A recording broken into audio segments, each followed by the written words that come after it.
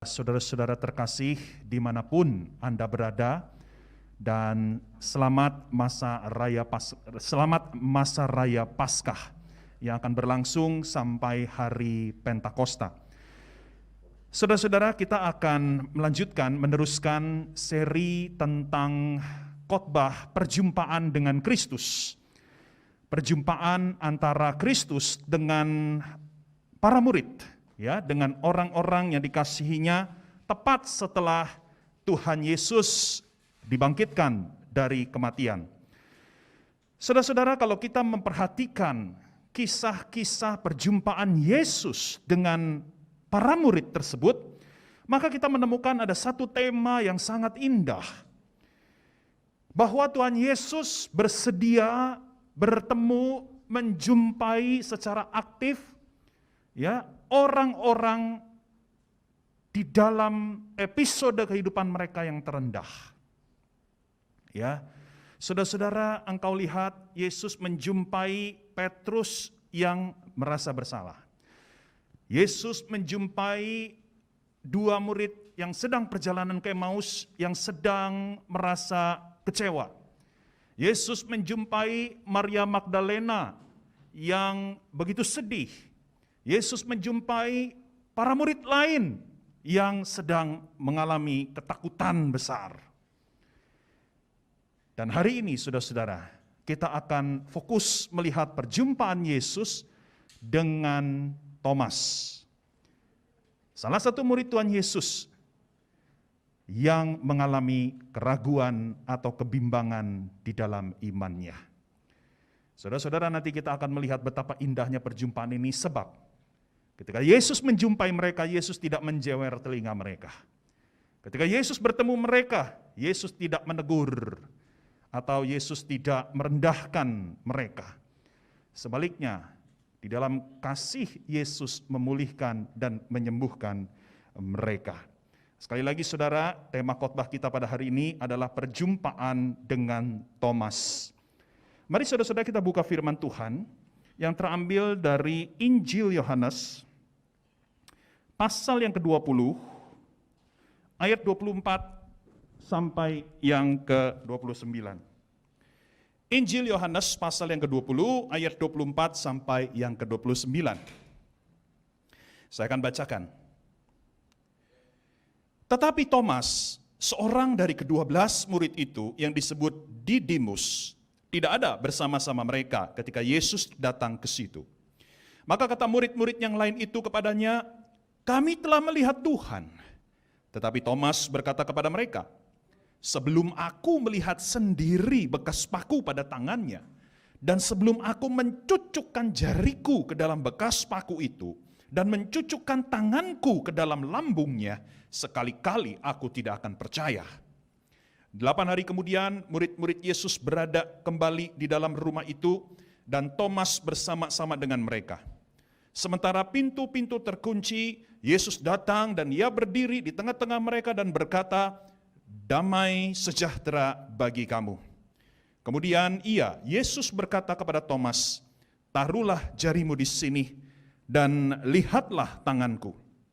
Ulurkanlah tanganmu dan cucukkan ke dalam lambungku, dan jangan engkau tidak percaya lagi, melainkan percayalah." Thomas menjawab Yesus, "Ya Tuhanku dan Allahku."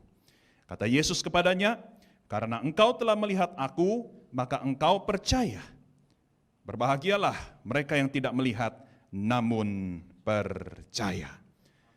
Saudara-saudara, sebagaimana pendahuluan yang tadi saya sudah katakan di awal, bahwa hari ini kita akan melihat, merenungkan seorang murid, perjumpaan Yesus dengan seorang murid, yang masalah utamanya adalah dia meragukan Allah. Doubting God. Meragukan Allah.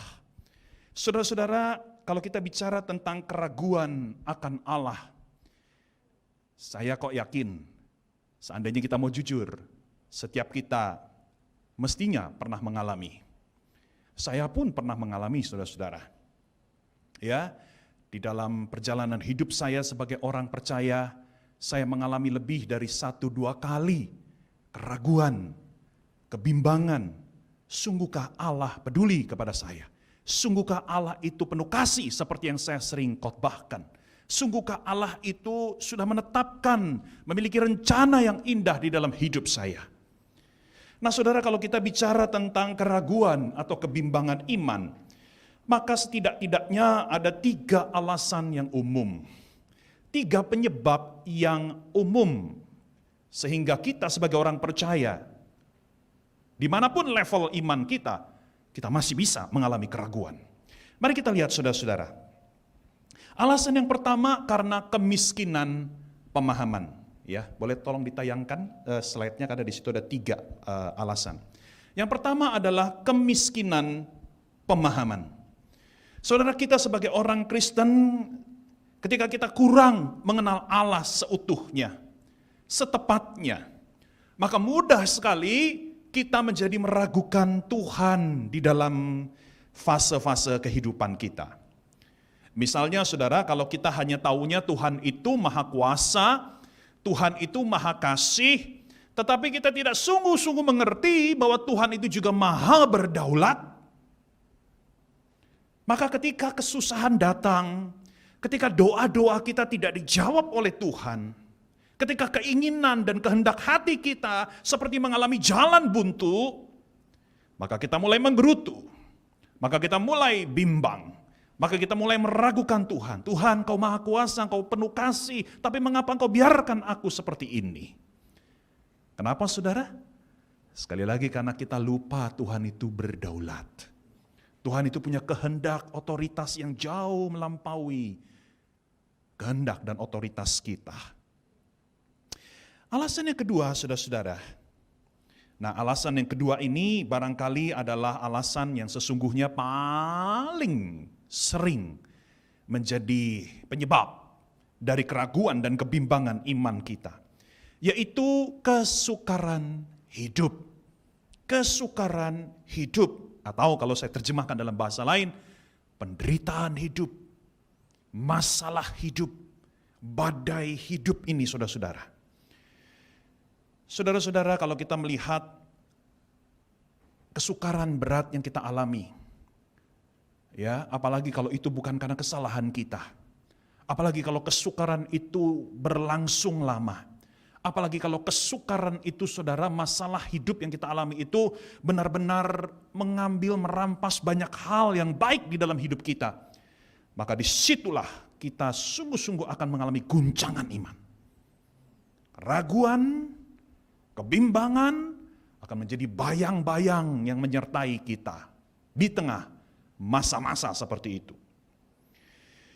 Saudara, di dalam Injil ada seorang tokoh yang luar biasa, bahkan pernah dipuji sendiri sama Tuhan Yesus, yaitu Yohanes Pembaptis. Tetapi tahukah Anda, ketika Yohanes Pembaptis di akhir hidupnya, dia sempat ditangkap dan dia akhirnya dijebloskan dalam penjara oleh Raja Herodes. Saudara, di dalam penjara, dia meragukan apakah betul Yesus Mesias yang sejati. Bahkan sampai dia mengirim murid-muridnya untuk bertanya lagi kepada Yesus, sungguhkah engkau yang kami nanti-nantikan itu? Saudara, di dalam penjara, ketika dia harus menghadapi penderitaan, bahkan seorang dengan kaliber Yohanes Pembaptis pun mengalami semacam keraguan dan kebimbangan kepada Tuhan. Saudara-saudara, dalam sebuah buku yang sangat baik, saudara patut membacanya, berjudul Faith and Doubt, karangan John Ortberg. Di situ dia memasukkan sebuah kisah pilu, kisah nyata tentang suami istri yang menjadi sahabatnya. Saudara, suami istri ini dikenal sebagai orang Kristen yang sangat baik. Mereka rajin ke gereja, bahkan mereka juga terlibat di dalam pelayanan.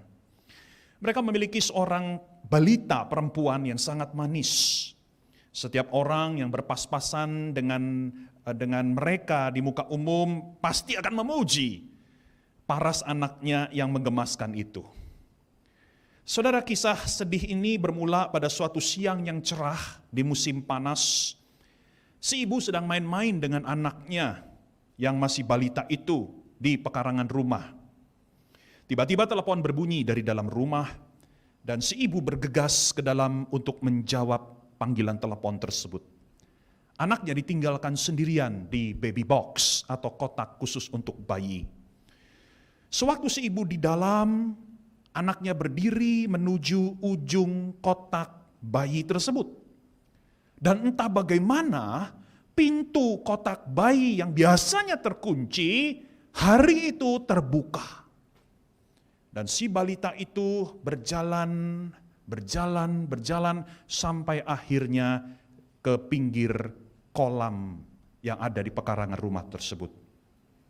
Hanya selang 1 atau 2 menit, ketika si ibu kembali ke pekarangan itu, dia sudah menemui bayinya di dasar kolam. Mati. Saudara bayangkan perasaan si ibu. Betapa ia marah kepada Tuhan. Mengapa Tuhan tidak mencegah bayiku keluar dari kotak? Mengapa seluruh surga terdiam saat bayiku masuk ke dalam kolam itu dan megap-megap sampai akhirnya meninggal dunia karena tenggelam?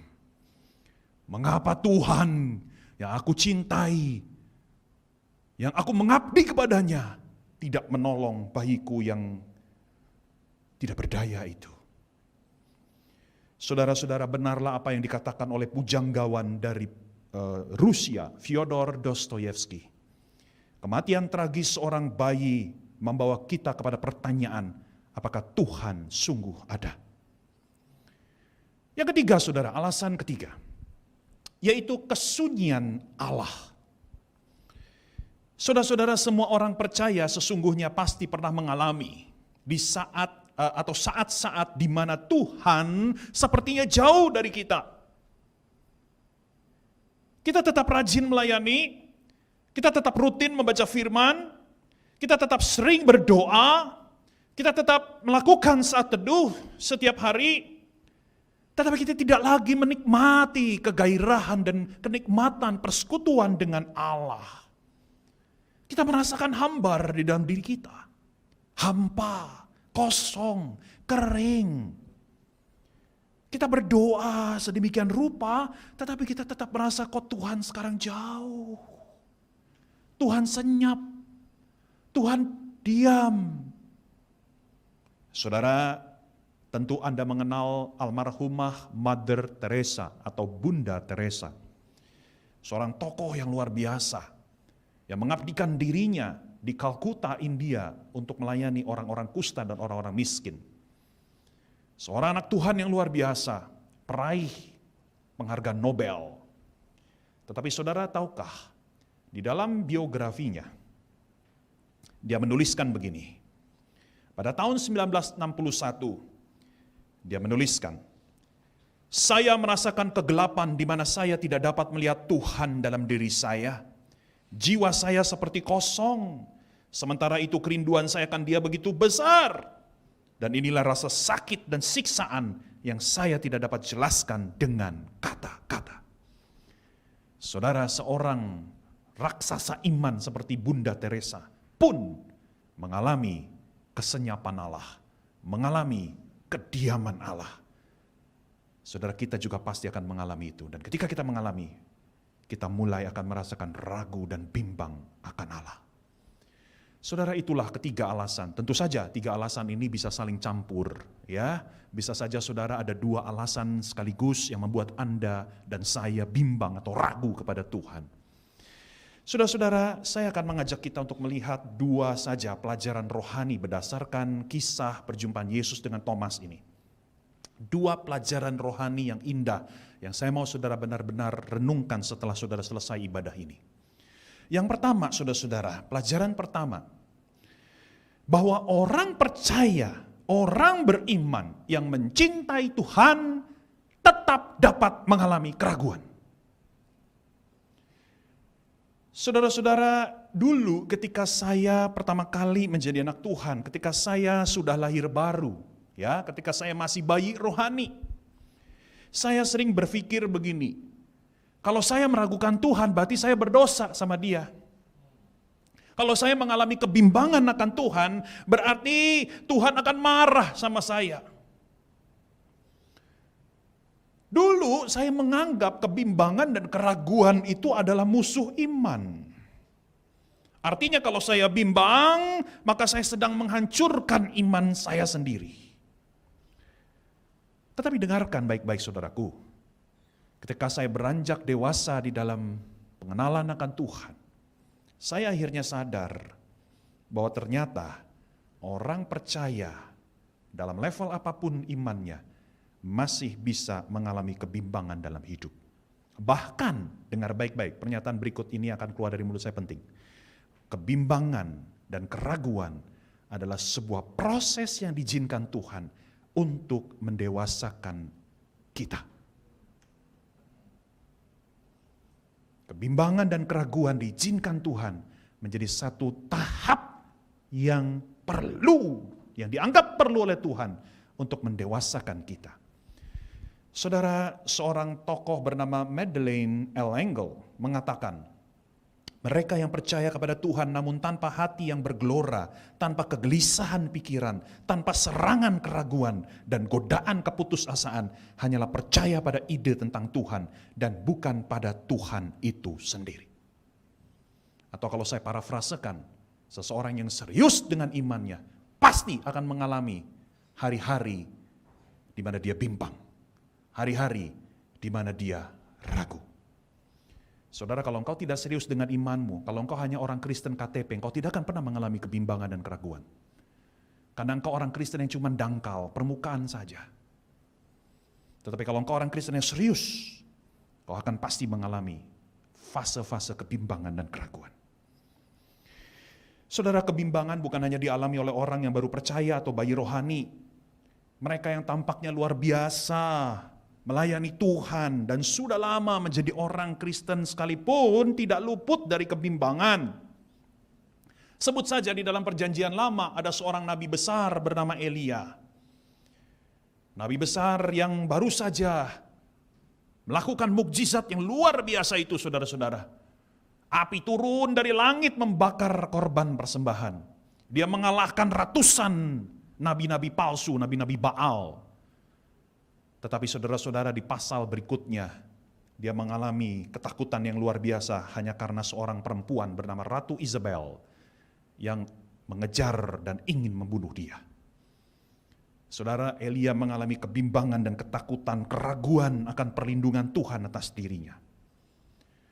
Lalu tokoh kita pada hari ini, Thomas, juga mengalami kebimbangan yang besar. Sampai-sampai Thomas seringkali dijuluki sebagai The Doubting Thomas, Thomas sang peragu. Padahal saudara-saudara, Thomas adalah salah satu dari ke-12 murid terdekat Yesus. Thomas adalah saksi mata dari sekian banyak mukjizat dan pengajaran dari Yesus sendiri. Tetapi ketika Yesus mati, Thomas pun diterjang oleh ombak, tsunami keraguan dan kebimbangan. Saudara-saudara, Thomas bukan sekedar orang yang dekat dengan Yesus. Dia orang yang sangat mencintai Yesus. Saudara bisa lihat dari jejak-jejak hidupnya sebelum Yesus mati. Di dalam Yohanes pasal 11, ketika Yesus ingin kembali ke Yudea dalam rangka mengunjungi Lazarus yang sedang sekarat, para muridnya mencoba mencegah Yesus. Karena sebelumnya Yesus hampir saja dibunuh dengan dirajam oleh batu di daerah tersebut.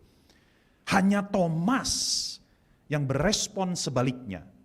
Kalau saudara membaca di dalam Yohanes pasal 11 ayat yang ke-16, hanya Thomas satu-satunya murid Yesus yang mengatakan, marilah kita tetap pergi ke situ dan mati bersama-sama dengan guru kita.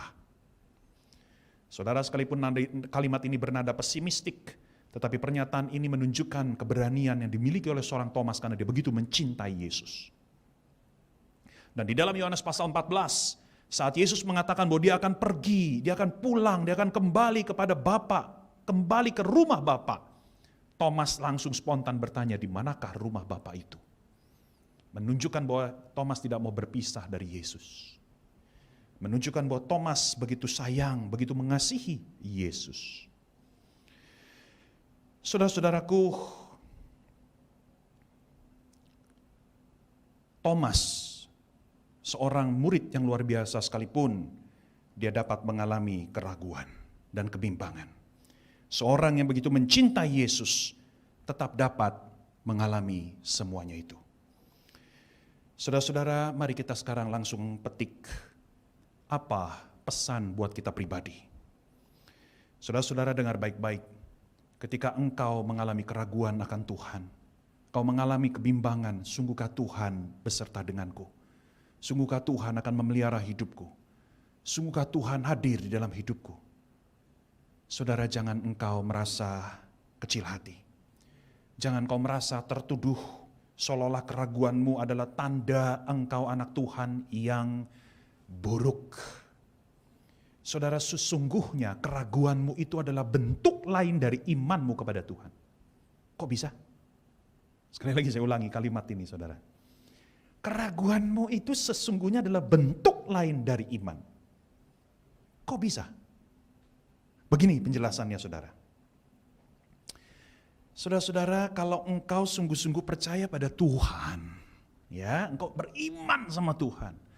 Ketika engkau mengalami badai kehidupan, maka akan terjadi satu ketegangan yang luar biasa di dalam batinmu. Di satu sisi Tuhan begitu engkau percayai, tetapi di sisi lain situasi kok begitu sukar engkau lalui. Saudara-saudara, saya kasih ilustrasi begini. Saudara, kalau kita beli barang murah, ya, jujur sering kan beli barang murah, ya kan? Saudara, kalau beli barang murah, ya barang yang benar-benar KW gitu ya. Saudara, kalau barang itu tiba-tiba baru pakai berapa hari langsung rusak, saudara pasti akan mengatakan begini, gua maklum dah, namanya juga barang murah, ya kan? Betul nggak, saudara? Ya kan? Namanya juga barang murah, ya. Saudara paling sebel sebentar, tapi udah habis itu saudara bisa rela gitu. Saudara ikhlas. Kenapa? Saudara tahu itu barang murah, murah banget gitu untuk ukuran seperti itu gitu. Ya, tetapi kalau saudara beli barang mahal dan merek yang terkenal, ori, lalu baru pakai seminggu rusak, apa yang terjadi? Saudara akan berkata dalam hati saudara, kok begitu ya? Ini barang asli loh, ini barang mahal, ini barang branded, ini barang terkenal. Kok rusaknya cepet banget? Saudara mulai mengalami kegelisahan dan kegundah-gulanan. Betul enggak? Karena saudara percaya sama barang itu. Tapi ketika barang itu tidak perform, saudara mulai merasa keraguan, kebimbangan. Hei, kenapa begini? Seharusnya enggak begini. Itulah keraguan sebagai bentuk lain daripada iman. Kalau saudara serius sama Tuhan, saudara pasti mengalami keraguan kalau saudara mengalami hal-hal yang buruk. Nah, saudara-saudara, sekali lagi, jangan merasa terintimidasi. Jangan merasa terpojok. Jangan merasa minder di hadapan Tuhan kalau engkau mengalami keraguan dan kebimbangan. Saudara, berikutnya, berdasarkan pelajaran ini, saudara, saya ingin juga mengatakan begini. Ketika saudara berhadapan dengan saudara seiman lain yang juga dalam keraguan dan kebimbangan, yuk, marilah kita juga tidak mudah menghakimi mereka. Amin. Yang setuju katakan amin. Jangan mudah menghakimi saudara seiman kita yang sedang ragu dan bimbang kepada Tuhan. Melainkan topanglah mereka dengan doa dan belas kasih. Jangan kita menuduh, hei lu ragu sama Tuhan, lu dosa lu. Lu bimbang sama Tuhan, wah lu masih kerdil iman lu. Jangan, saudara. Saudara malah menjadi alat iblis untuk mengintimidasi dan menghancurkan dia. Saudara-saudara, ada satu ayat yang bagus sekali saya ingin tampilkan, yaitu Yudas pasal 1 ayat 22. Yuk kita baca semua, baik yang di sini maupun yang di rumah. 3, 2, 1. Tunjukkanlah belas kasihan kepada mereka yang ragu-ragu. Jelas, straight to the point. Berbelas kasihanlah kepada saudara seimanmu yang sedang mengalami keraguan. Yang kedua, saudara, mari kita lihat pelajaran kedua yang terakhir. Saudara, yang kedua begini, orang beriman yang mengalami keraguan tetap dicintai Allah. Haleluya. Kalau yang pertama tadi apa? Orang beriman yang mencintai Allah tetap mengalami keraguan. Nah yang kedua, orang beriman yang mengalami keraguan tetap dicintai oleh Allah. Saudara, Tuhan Yesus tidak marah kepada Thomas yang bimbang. Oh, memang Tuhan Yesus menegur dia. Ya, nanti saya akan jelaskan ya kenapa Tuhan Yesus menegur dia. Tetapi Tuhan Yesus tidak marah. Tuhan Yesus tidak mengutuk Thomas. Sebaliknya Tuhan Yesus menunjukkan anugerah yang memulihkan Thomas. Tahu dari mana? Coba lihat aja. 1, Yesus sendiri yang menjumpai Thomas, betul nggak? Yesus yang nyamperin Thomas. Yesus yang menunjukkan diri kepada Thomas. Yesus nggak ngambek. 2, Yesus mempersilahkan Thomas membuktikan sendiri dengan mencucukkan jari Thomas ke lubang tangan dan ke lambung Yesus. Ya, walaupun sebetulnya kalau saudara baca dengan teliti, kitab Injil tidak pernah mencatat apakah Thomas benar-benar akhirnya memasukkan tangannya ke lubang paku Yesus atau ke luka di lambung. Jadi nggak pernah ada itu sebetulnya. Ya. Saudara-saudara, saya ingin memperlihatkan sebuah lukisan yang sangat bagus. Ya, lukisan ini berjudul Keraguan Thomas. Ya, dilukis oleh pelukis dari Itali, ya, Mattia Preti, ya. Dilukisnya pada tahun 1660. Saudara perhatikan, ya, lihat gambar ini, ya. Saudara, pertama saya mau ajak kita melihat ekspresi dan gestur dari para murid. Saudara lihat ya, seorang pria yang berada di samping kanan Yesus itu adalah Thomas, ya, dengan jarinya yang menunjuk kepada luka di lambung Yesus. Perhatikan seksama wajah dan gestur mereka. Ini adalah ekspresi orang yang apa nih? Penuh dengan curiosity. Penuh dengan apa itu? Ya, keinginan untuk pengen tahu, ini benar enggak nih ya, benar enggak ini ya, gitu. Ya, sikap menginvestigasi. Sikap penuh penyelidikan. Nah, saudara kalau sudah mengerti gestur dan ekspresi para murid, khususnya Thomas, sekarang lihat gestur dan ekspresi Yesus. Ini luar biasa. Perhatikan, di dalam lukisan ini seolah-olah Yesus itu ada beberapa hal saya ingin ajak kita lihat. 1, saudara lihat Yesus sengaja membuka jubahnya sampai setengah badannya telanjang. Betul nggak? Menunjukkan apa? Menunjukkan keterbukaan Yesus untuk diselidiki oleh para murid. Kerendahan hati Yesus, silakan kalian kalau mau selidiki aku.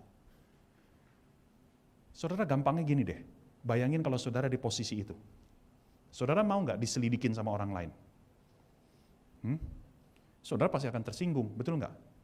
Gila lu kagak percaya sama gue, di depan umum lu tanya-tanya gue seperti ini. Saudara seperti objek di bawah mikroskop yang sedang diteropong, diamati oleh semua orang. Saya yakin saudara akan tersinggung.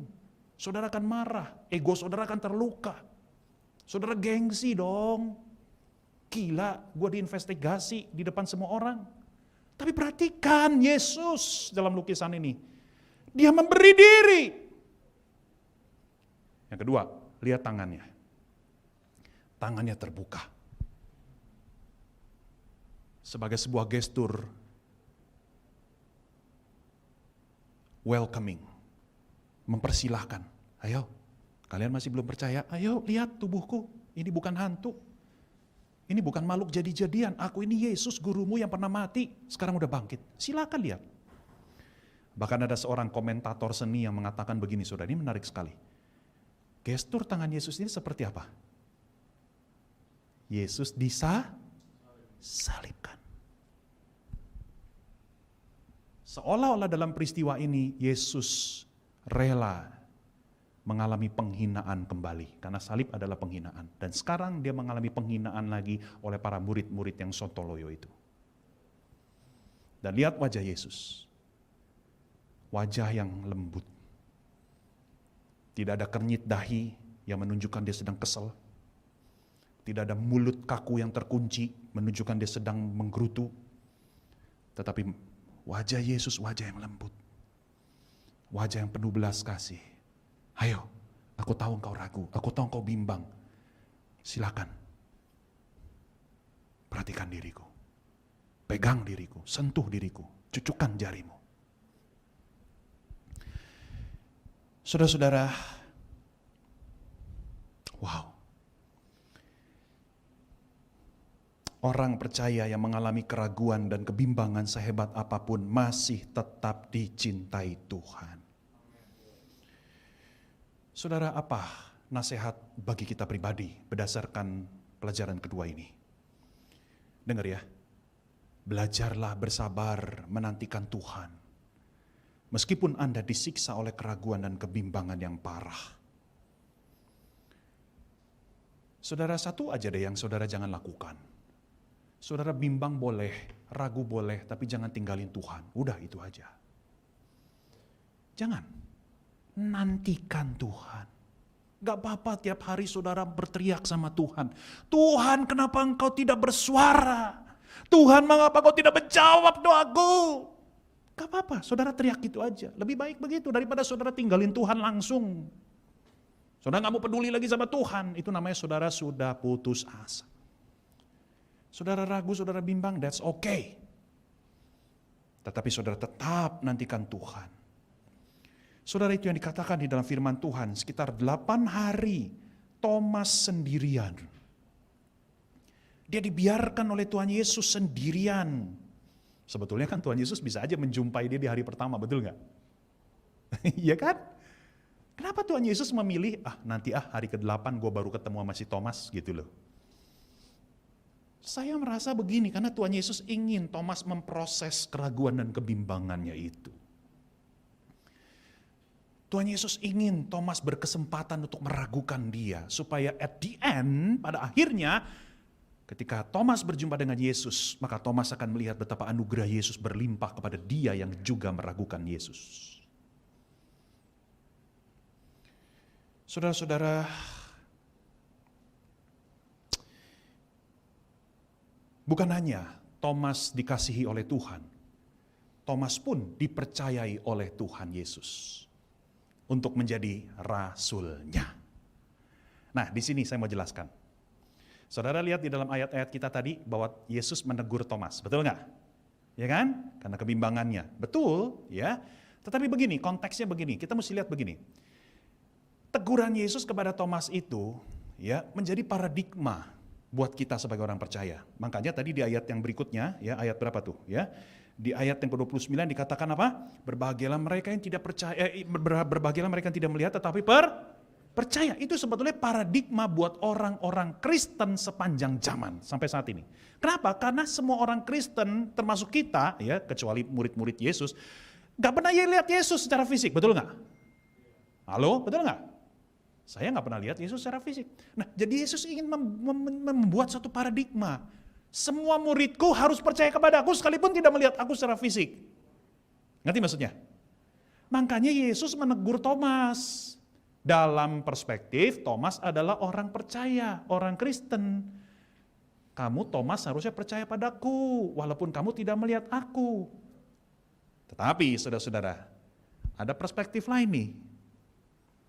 Mengapa Yesus tetap menampilkan diri kepada Thomas? Saudara, jawabannya mungkin kita jarang pikirkan. Karena Yesus mau menjadikan Thomas sebagai rasul.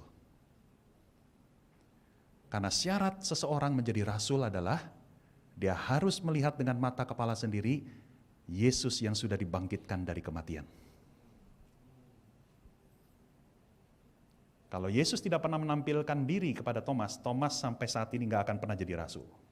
Dia tidak layak disebut sebagai rasul, walaupun dia pernah menjadi murid Yesus. Orang yang melihat Yesus secara ragawi, yang bangkit dari kematian, baru dia layak disebut sebagai rasul. Seperti Paulus. Saudara-saudara, artinya Yesus tetap mau mempercayai Thomas sebagai rasul. Dan kita tahu kalau saudara belajar dari sejarah, akhirnya Thomas dipakai oleh Tuhan untuk menyampaikan berita Injil ke India. Saudara, pada akhirnya Thomas mati syahid di India dengan cara ditombak, dibunuh dengan cara ditusukkan tombak ke tubuhnya. Dia adalah rasul untuk orang-orang India. Saudara, saya akan akhiri khotbah dan perenungan kita. Saudara, saya ingin mengajak kita melihat ada sebuah kisah yang menarik. Saya tidak akan membacakannya, saudara boleh baca sendiri nanti di rumah.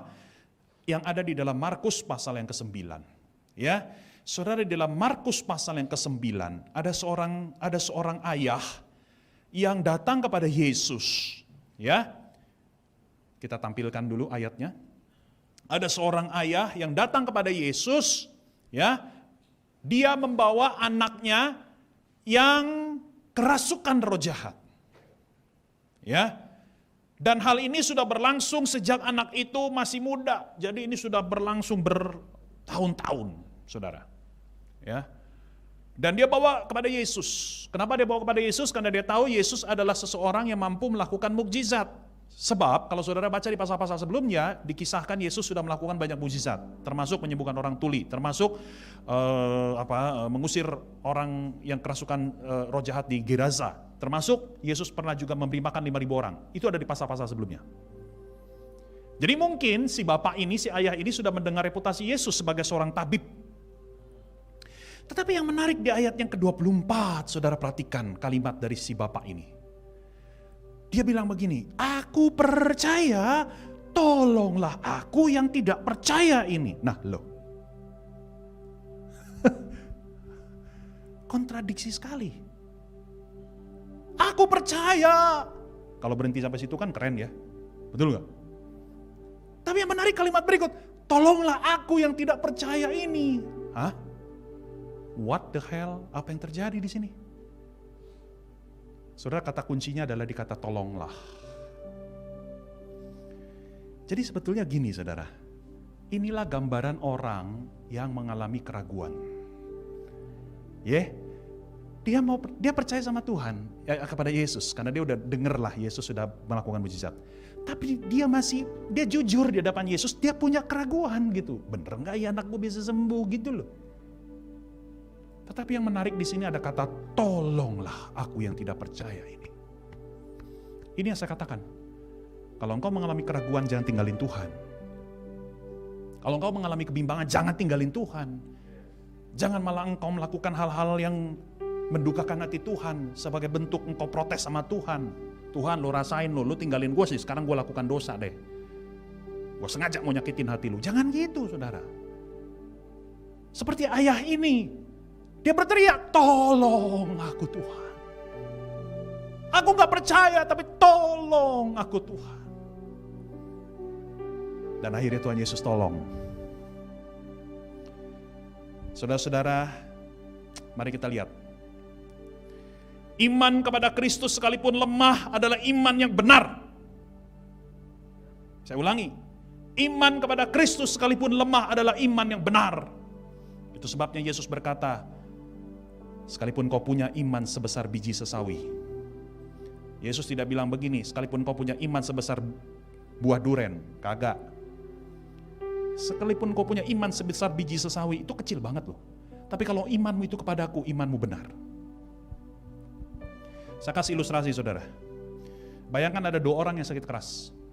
Ya, orang yang sakit keras. Orang yang terminal ill. Orang yang sakitnya itu bakal bikin dia mati. Ya, orang pertama dioperasi oleh seorang dokter yang hebat, yang sangat terkenal, gak pernah ada kasus gagal di tangan dokter itu. Tetapi orang pertama ini ragu sama si dokter. Ragu banget. Bener gak ya, aku bisa sembuh, bener gak ya? Padahal dokter ini hebat banget. Selalu kasus-kasus yang ditanganinya berhasil. Dia ragu nih, si orang pertama. Orang kedua, sebaliknya. Dia akan dioperasi oleh seorang dokter yang maaf ya, wah pokoknya gak jelas lah, kompetensinya gak jelas, ya hampir semua orang yang dioperasi pasti mati di tangan dia gitu kan, misalnya ya.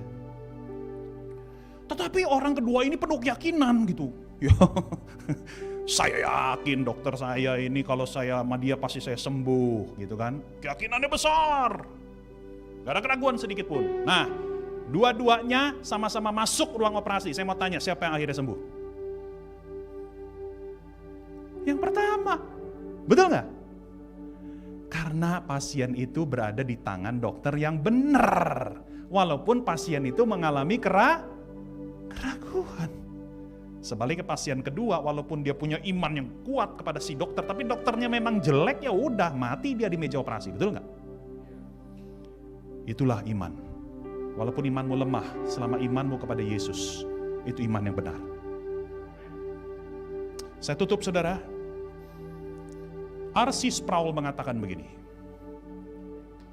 kita pasti aman di dalam Tuhan, bukan karena kita yang berpegang erat pada Yesus, tetapi karena Yesus yang memegang erat kita. Kita ulangi, ganti kata kita dengan nama kita sendiri, nama Anda sendiri. Ya, semua kata kita dalam kutipan ini ganti dengan namamu. 3, 2, 1. Jimmy pasti aman di dalam Tuhan, bukan karena Jimmy yang berpegang erat pada Yesus, tetapi karena Yesus yang memegang erat Jimmy.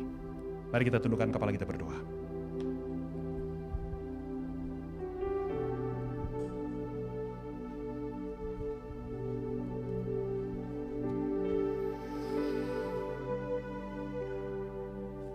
Tuhan, Engkaulah yang memulihkan Petrus, Engkaulah yang memulihkan Thomas, Engkaulah yang memulihkan kedua murid perjalanan ke Emmaus, Engkaulah yang memulihkan Maria Magdalena, Engkau yang memulihkan semua murid-murid-Mu dari keraguan, ketakutan, kekecewaan, keputusasaan, kesedihan, kehampaan.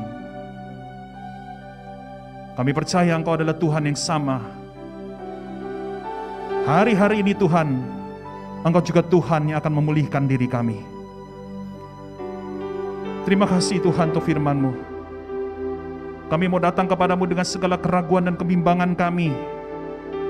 Karena Engkau Tuhan yang tidak pernah menolak kami. Kami mau tetap berpaut dan melekat kepadamu Tuhan, sekalipun kami datang kepadamu dengan aneka tanda tanya dan tanda seru. Tetapi kami percaya Engkau Tuhan yang tidak akan pernah meninggalkan kami yatim piatu. Terima kasih Tuhan firman-Mu, untuk kuasa-Mu Tuhan. Hanya di dalam nama Tuhan Yesus kami berdoa.